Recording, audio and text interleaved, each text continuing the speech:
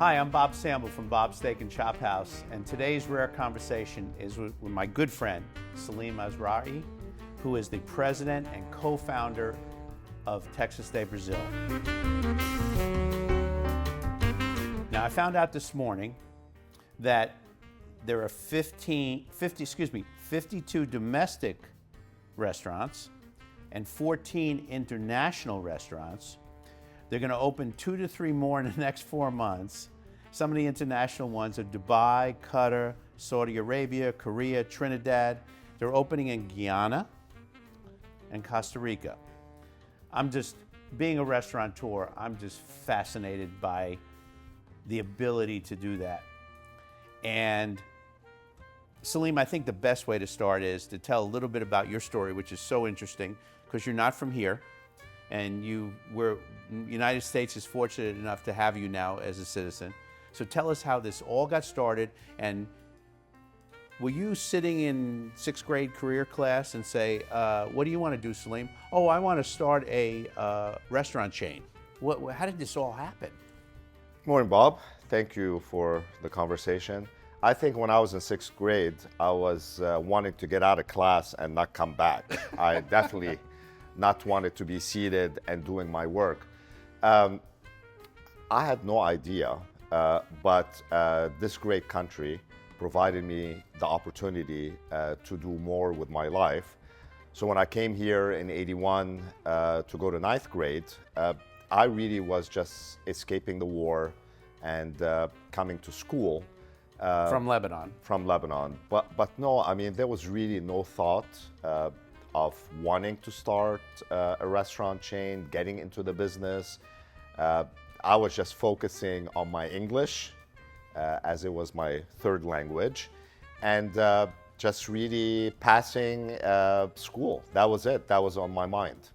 So when you decided to go into the restaurant business, how did this come to your mind? Because I know when I grew up in the restaurant business and bar business with my dad and my family, and I got exposed to different types of restaurants, and I always wanted a good old-fashioned masculine steakhouse. How did you come up with this one?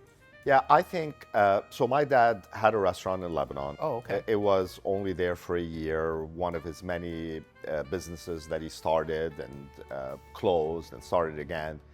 But I think my senior year in high school, I was never good in math or science, and I couldn't sit still. I enjoyed people. Which you still can't sit still. I still can't sit still. I don't know how I'm going to sit through our conversation, but I'm going to do my best.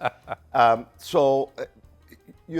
I'm like, what if I get into restaurant and hotel management? What if, go into college and do something like that? So that kind of piqued my interest. I did attend college and get a bachelor in business. Then I went to graduate school and got a master's in hospitality. From then, I went on to work at the Ritz-Carlton in California. Great company to learn. Sure. And after that, after 3 years of getting brainwashed in the hotel industry, I wanted to come back to Texas and open up a restaurant. And it wasn't a Brazilian steakhouse. I wanted to open a tapas, Spanish restaurant. But then, something clicked, the light bulb came on, and then all of a sudden, why not do a churrascaria, a Brazilian steakhouse? And that was back in 1998. You had seen one before? So churrascarias are very popular in Brazil. There's one on every corner. It's kind of like Starbucks here. But then I saw one a year prior to us opening here in Dallas, and that kind of piqued my interest, and the timing was right. How'd you pick Dallas? Well, I live in Dallas, and Dallas, we are steak, meat eaters. We love our protein here. Thank God. Yeah, I mean, thank God it wasn't somewhere else. So everything came together, and why not open a churrascaria? Yeah. So your first one was where? So the first one was in Addison. Addison is a suburb of Dallas. Still there. It's still there. And back in the days, 1998, Addison Road was Restaurant Row. Sure. Many restaurants are on Addison Road. So that was the first location. It is still there. And then from the first, 99, we opened Dallas, the one that we're here today. 2000, Fort Worth, 2001, Memphis, and then the list goes on. So I'm fascinated by the different locations that you have. How on earth did you go? What was the first international location? So the first international one was Aruba. Okay. And why Aruba? We vacationed in Aruba, and some friends over there said, "Hey, come open up in Aruba. It's a great place. It still is." A lot of Americans go vacation in Aruba. Back in the days, a lot of Venezuelans would go there. So it was just a perfect place, and that's how we started in Aruba.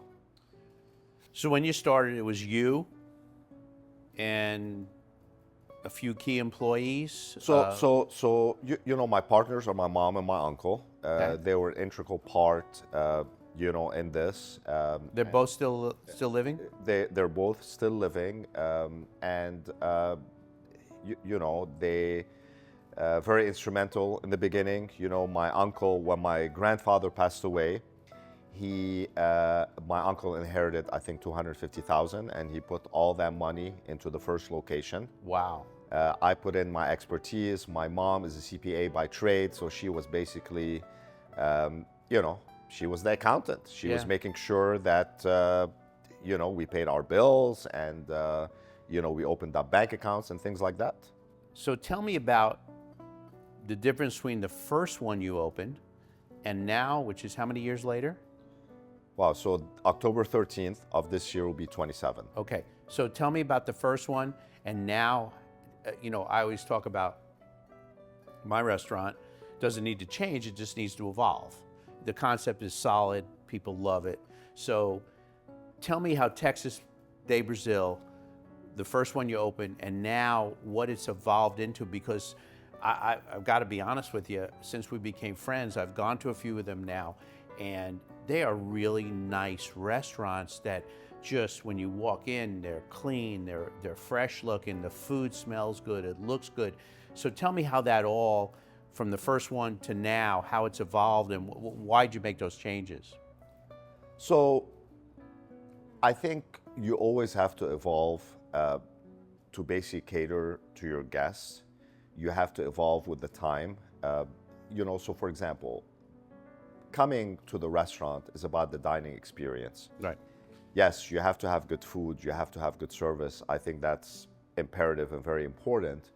But you need to come into a place where you're enjoying the 1 hour and a half or 2 hours that you're here. So the decor, the ambiance have to be, it has to be clean. It has to have a good look.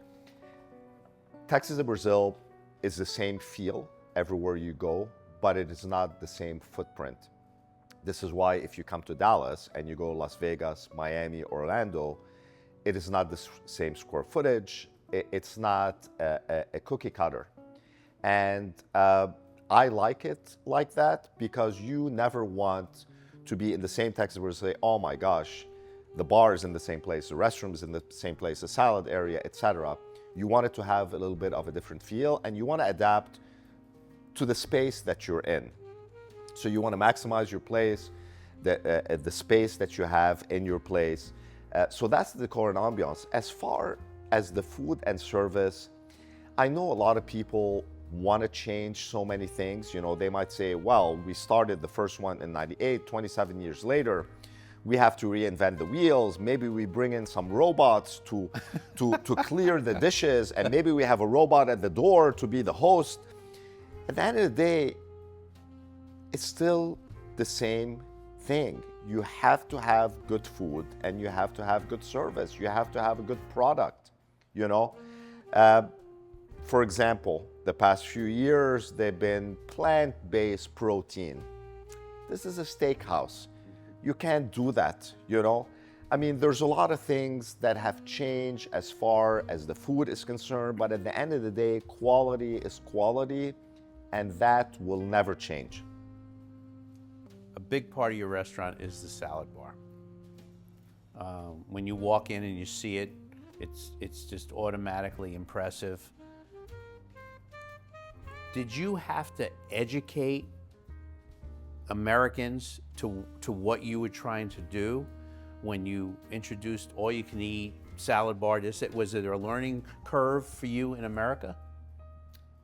You know, as much as you want to educate, when someone goes to the salad bar to eat, they're gonna do what they want. You know, they will just put salad and all the fixings that go along with it and just load up their plate. So you can't change that. As far as education is concerned, you know, I think Americans and diners are very smart. You know, they go shopping, they know the different produce that is out there. For example, we have tomatoes, sliced tomatoes. They're 4x5 tomatoes.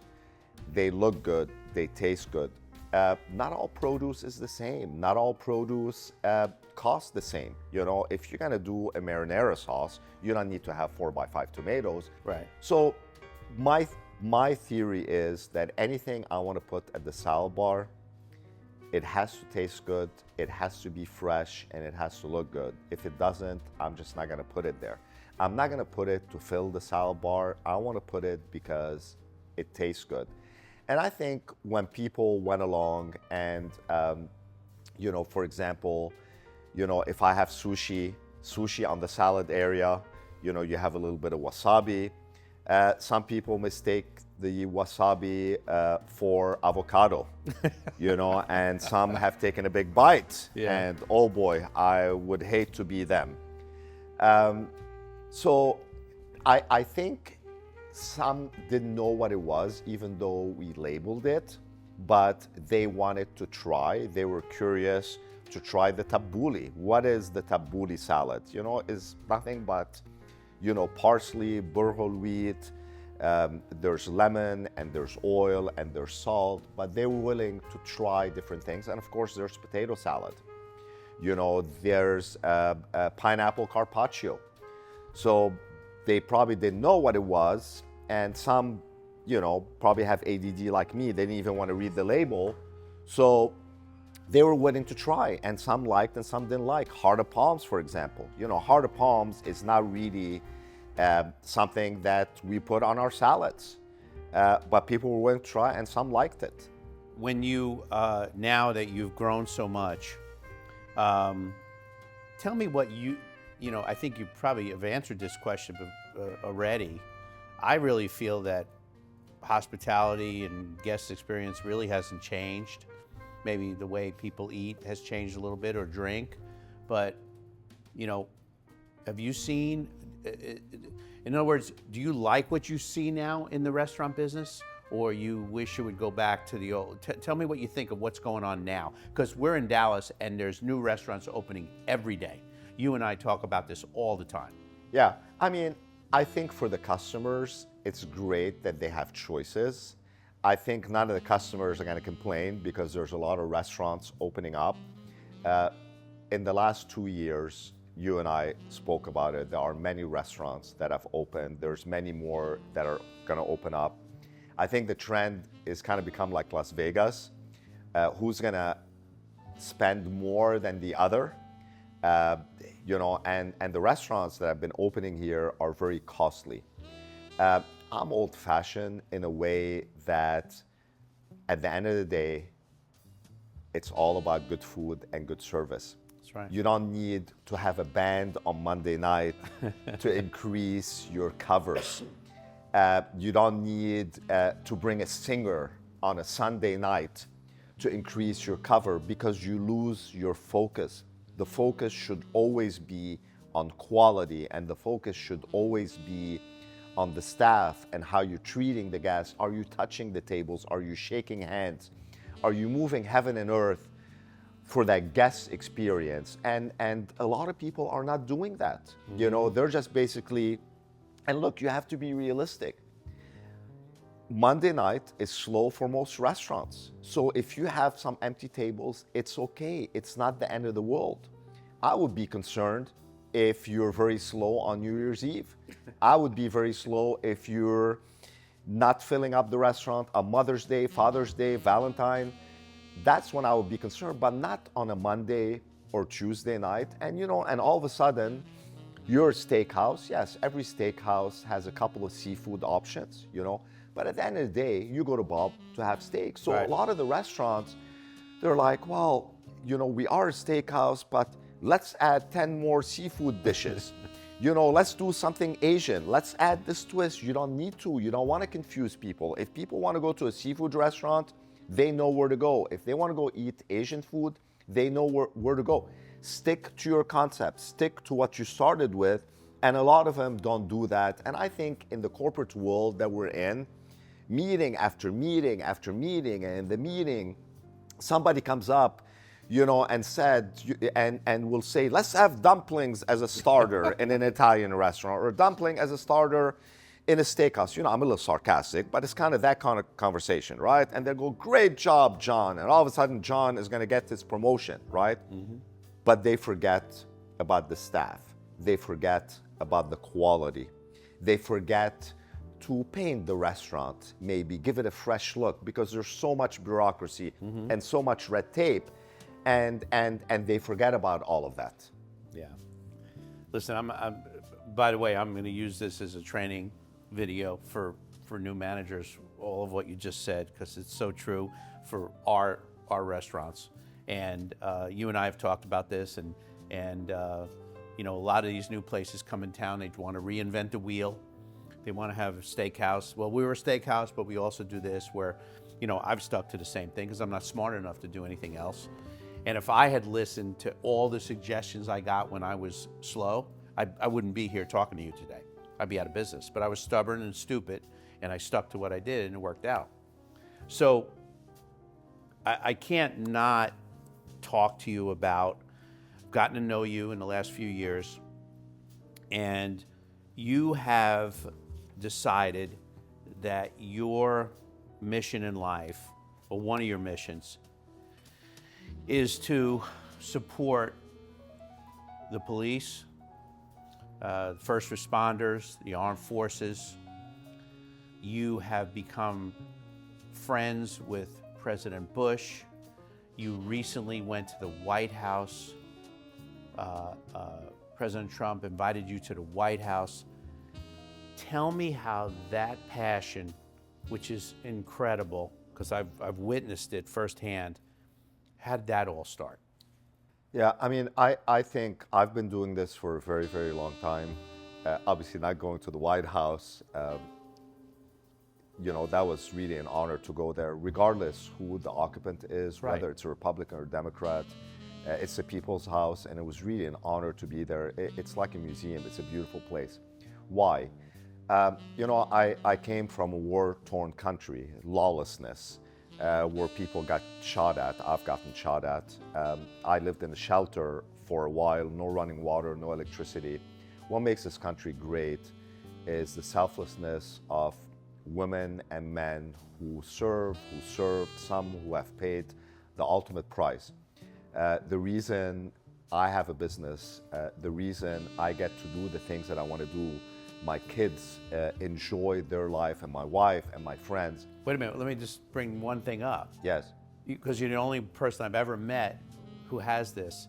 Tell them about your family. You got twin, tell them that whole... Yeah, I mean, when my wife and I got married, we didn't know that multiples ran in her family. But we're very blessed to have twins, twin girls and triplet boys. That's like the most unbelievable thing. Yeah, I mean, I still, many years later, I still think I'm dreaming. The girls are awesome. The boys are a handful, Yes. so much energy. And if my wife and I did not shut the factory down, we probably would have, you know, more kids. And here's the thing about having a lot of kids. I mean, we're 7. nobody really invites us to their home. I mean, I think most people, the dining table, 6 people, 8 people, I mean, all 7 of us show up. Nobody invites us. And when we call to go to restaurants, you know, back then you would make a call. Now you go online to reserve. You say 7 people, and the person at the end of the phone will get so excited. Wow, I'm gonna have a 7 top coming in. And then when you go, well, I need high chairs, I need boosters, and then quiet goes in, you know, because nobody wants to have 2 adults and 5 kids show up. So yeah, it's been a blessing, and you know, it's really so much fun to watch them grow. But going back to the veterans, why? That's what makes a great country, because of them. If it's not from them, you and I would not be here today. We cannot thank them enough. You know, it comes from the heart. And to add to that, I want to just add one more thing where it really made a big impact on me. My wife and I were in Alaska visiting her grandparents. We were leaving Anchorage, and you know, it was a night flight, DFW Anchorage, and there was a gentleman in his uniform. This was about 15 years ago. In his uniform, his family was there, his wife and 2 kids, and they were saying goodbye to him. He was boarding our flight to Dallas, and then from Dallas, he's either going to one of our bases in the Middle East, and then he was going to get deployed to probably Iraq or Afghanistan. And you know, he's very proud. He's wearing the uniform, standing tall. His wife and kids are in tears. And it finally hit me, and I'm like, he might never ever come back again. And until this day, I still think about that. Think about it. We wake up in the morning, we go to work, we go play golf, we go to the mall. This person goes to regardless what the policies is, regardless who the president is, he is serving, he is doing his job, and he might never ever come back again. Law enforcement, you know, without law and order, there would be no country. You know, every day that they put on that uniform, they might not come home. So we can't do enough. I love them all. I do everything from the heart. You know, I enjoy being with them, and I do a lot with them. As a matter of fact, we're having an event Friday at your place. We are celebrating a promotion of 4 individuals that are getting promoted. You know, going to Austin. In December, we'll do police chief dinners. I will do a luncheon here at Texas Brazil. This year we had our veterans golf tournament. We'll do so again next year. A couple of days ago, I was at a baseball game with 10 police chiefs. And you know, a lot of people think about them as police officers, law enforcement, veterans in uniform, armed forces.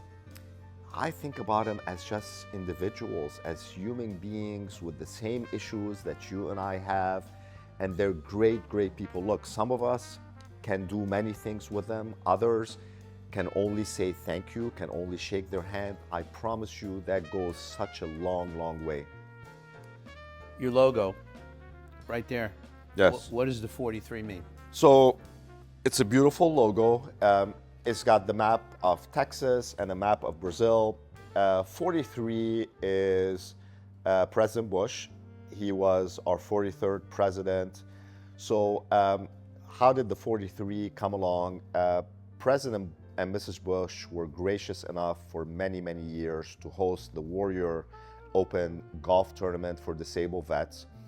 And so they would invite you know, 43 plus their significant others to come to Dallas and golf for a couple of days, meet President and Mrs. Bush. And I had the opportunity to meet these warriors at the Bush Center, amazing people. They would get up, thank President Bush, and say, you know, if I had to do this all over again, I would. And he's missing 2 limbs. He would do that all over again. Amazing people. So, you know, the Bush Center does a lot of things for veterans. They do a lot of things for women's rights, human rights, immigration, North Korea. I mean, it's a great, great place. So the golf tournament, they stopped it during COVID, and then they focused on other initiatives in the Bush Center. I became friends with the guys there, so they said, hey, can you help us out to continue with the golf tournament? And I said yes. So we have our own tournament every year, and hence 43 is just to continue this tradition. They are great golfers, and really it's not about the golf, it's about the camaraderie. Right. It's about them getting together. I mean, this guy Tyson, he's missing 2 legs. He can bomb the ball 300 yards. And a couple of years ago, he hit it so hard that a screw came off his leg, and the prosthetic, came out flying. So he's smart enough. He got back in his cart, went to the hotel room. He had a spare, put it back. Now his both legs, are up and running, and he was just pissed that he missed the hole. We said, Tyson, it's okay. Yeah. You can go back and replay it. Randy Shack is disabled from the waist down. He's got a motorized golf cart that is specifically designed where he can drive the green on it. The weight is evenly balanced. He's got a little remote. It turns, he hits it, he plays from the forward tees, and Randy shoots in the 80s. It's amazing. You've got all kind of stories, all kind of guys. I love them all. I love being with them. I miss them. And one thing I found out, when you put the golf date on the calendar, so next year there's a golf date, no matter what goes on in their life, they are looking forward for that day, and they are going to hang on until that day comes. So I can't wait for next year to see them all. Well, I'll tell you, this was about the restaurant business, but you're that guy that the restaurant business is only a small part of your life, and what you've done with the rest of your life and how you've enriched so many lives and helped so many people. First of all, your restaurant accomplishments are great, but your accomplishments as a human being is beyond compare. And all I can end this with is, when I first met you, I asked a mutual friend of ours, hey, tell me about this guy, Salim. Seems like such a nice guy. And you know what he said to me? He said, Bob, if Salim's your friend, your life will be better. So thank you, pal. Thank you, Bob. Because it's very true. Well, my life is better to know a good person like you, so thank you. Thank you. Thanks for doing this. Thank you, Bob.